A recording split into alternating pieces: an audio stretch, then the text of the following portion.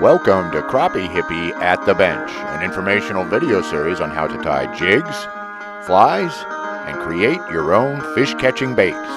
Brought to you by Glasswater Angling for a Better Outdoors, makers of lead-free fishing tackle. Find us at glasswaterangling.com. And now, here's Crappie Hippie at the Bench.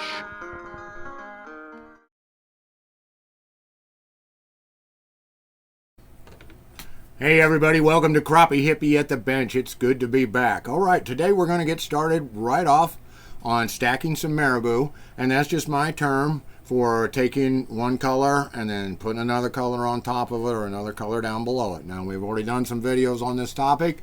I have one out where we talk about 3 ways to make a bicolor jig.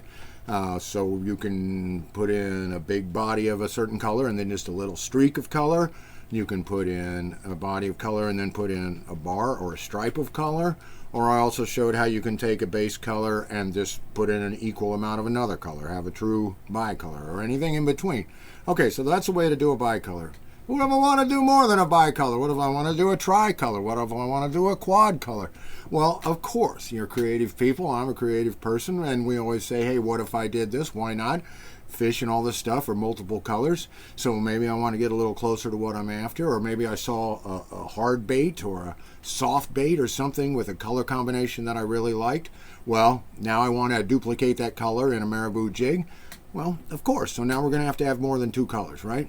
All right, so here's how to do jigs with more than 2 colors.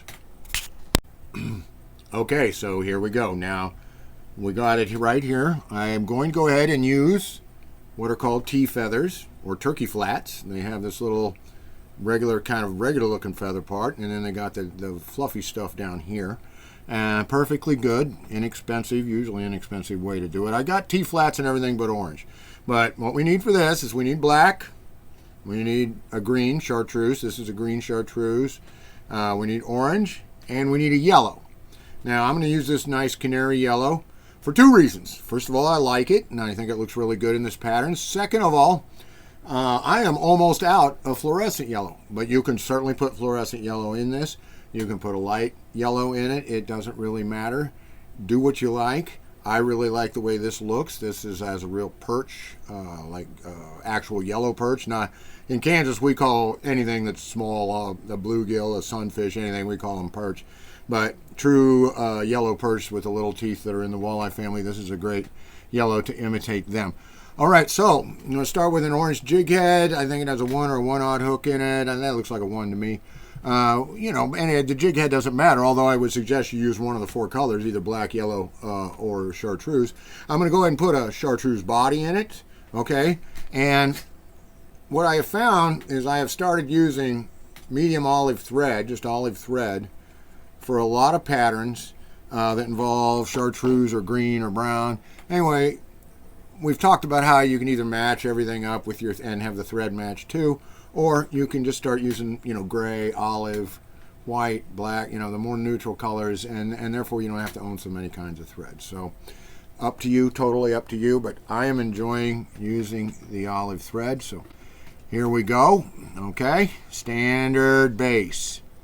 We're going to make a standard base on this all the way down to the hook point.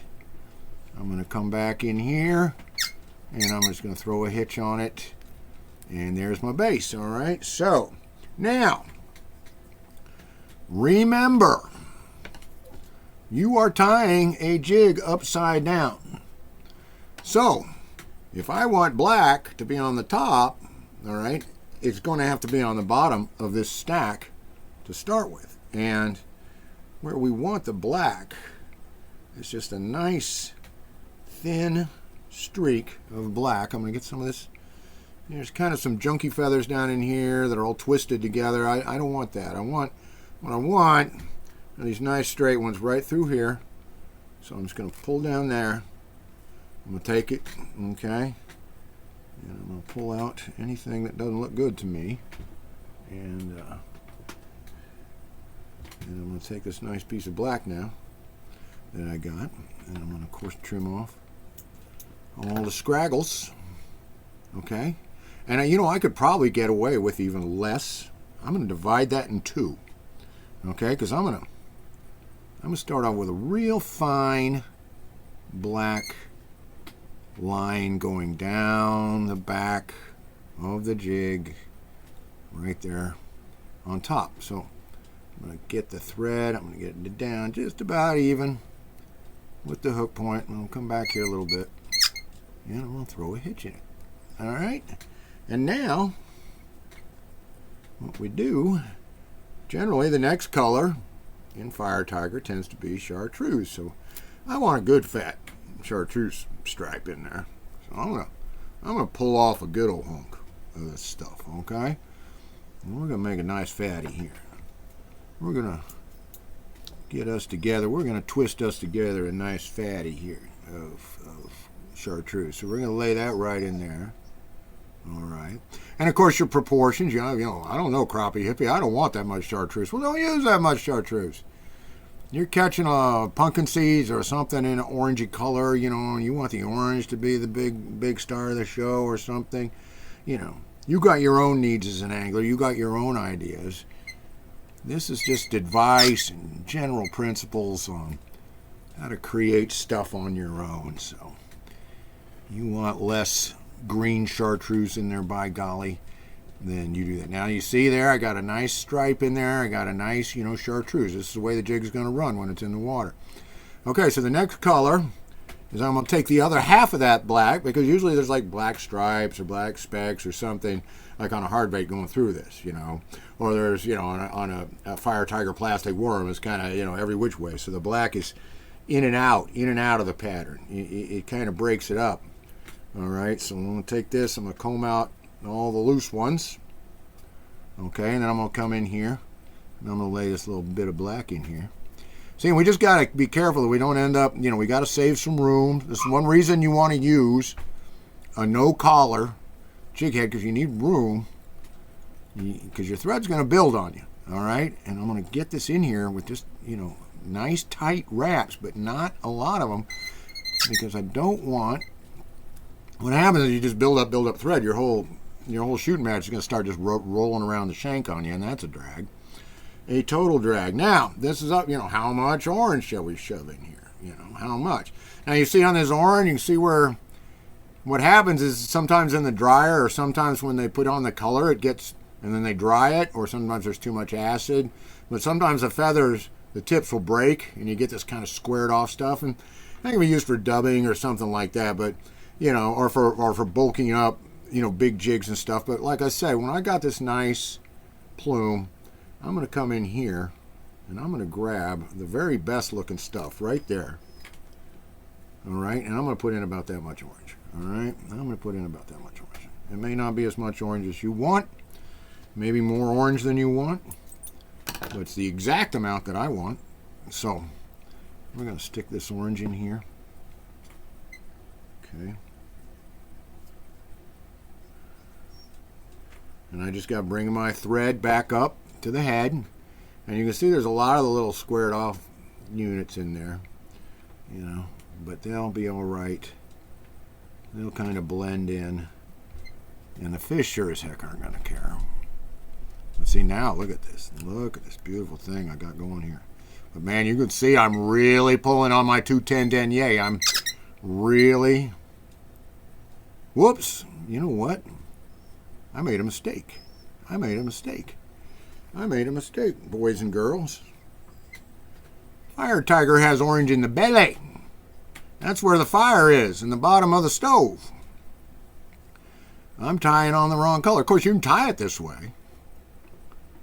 But then I think a lot of people are saying, oh no, you've tied a yellow perch if you put a yellow belly on it. But I don't want to haggle about these names. A lot of them are just made up anyway.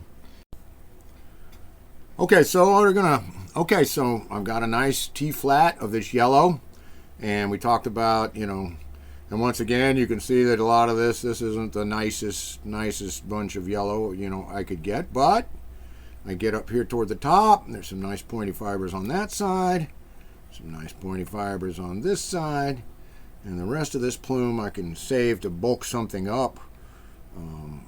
I can use it for dubbing, I can use it for this, I can use it for that. So what we're going to do, I'm going to come in here with some yellow, okay, and you know, now a lot of people would say, oh, you should have toned down your green and made the yellow bigger. Well, I agree, and on the next one I may do that. But I'll bet you dollars to donuts that this jig gonna catch a lot of fish, just the way it is.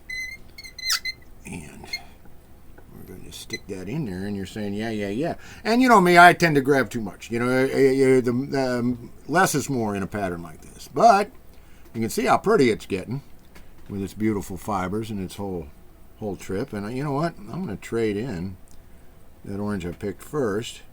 Now see what's going on with this piece is you can see a lot of this has gotten twisted. See, these feathers go through on conveyor belts and go into washing machines and drying areas and drying machines and so on. So a lot of them are amazingly tough feathers. Feathers are amazingly tough. But don't let that throw you. You can just kind of untwist it or not use the part that's twisted. I wouldn't buy a whole bag of this, but for nice little blood quill, you're going to have to put up with it being a little twisted sometimes. But just don't use that part.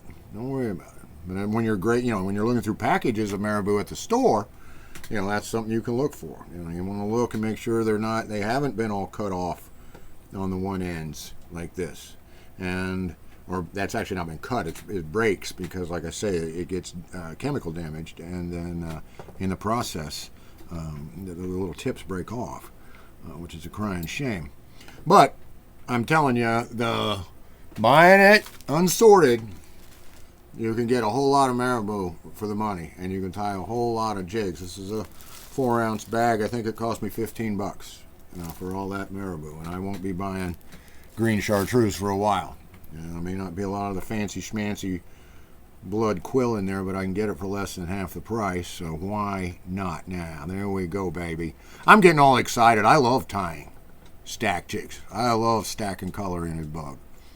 Okay? Alright, so now we're going to come down here, and we got that orange in there tight, tight, tight, tight, tight, tight, tight. And I should have checked it before I put the hitch in. It's always nice to, check it. You got your old D.H. Thompson, you got to kind of get up and look. If you graduated up to this, you got this going on, but, this is a good looking, there's the way the bug's going to run in the water. It's going to look great. It's going to be a lot of fun to use. But mostly, your friends are going to go, hey, where'd you get that jig? They're going to be going, get me one. Where can I get it? And it's like, well, came straight out of my head. That's where it came from. And you better be nice to me if you want me to tie you up a dozen of my special fire tiger jigs. But you could imagine this pattern. Imagine this pattern. Let's just say you took, gray, and then cream, and then maybe a little shot of blue in there, and then white. Made a kind of a reservoir, big, water type bug. Okay, now I'm gonna stack chenille on this. I like my fat bodies. Now, there's nothing wrong with that body. It's a perfectly good body. Now, if you don't want to stack, if you're only going to go down once, then start the chenille back here, go this way and tie it off. But we're going to stack it, and we're going to go slow here, and I'm going to bind this end down here before I come forward, and that'll help keep the whole shooting match on there. Now remember, pull. We gotta pull tight. Gotta pull tight.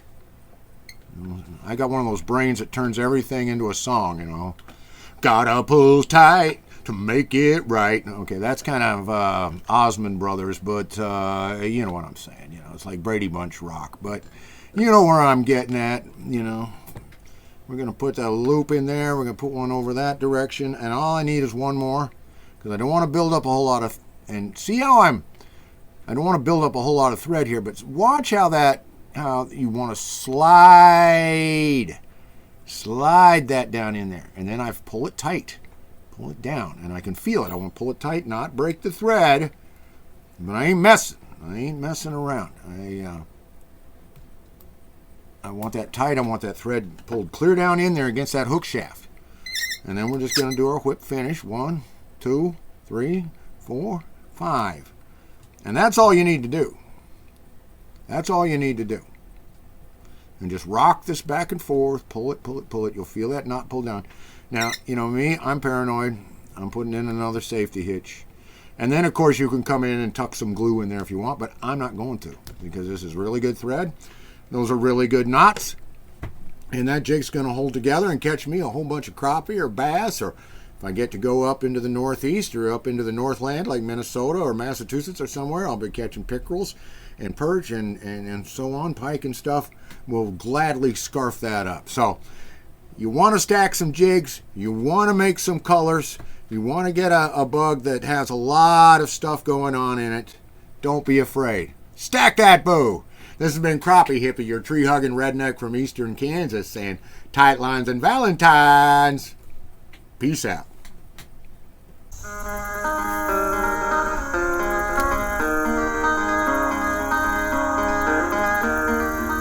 Thank you for watching Crappie Hippie at the Bench. Crappie Hippie at the Bench was brought to you by Glasswater Angling. Find us at glasswaterangling.com. You can also find Crappie Hippie and his good buddy Tim Tacklebox Beat on the Lure Love podcast, released every other Wednesday. But most of all, everybody get on out there with your hand-tied jigs, bugs, and lures and catch yourself some fish.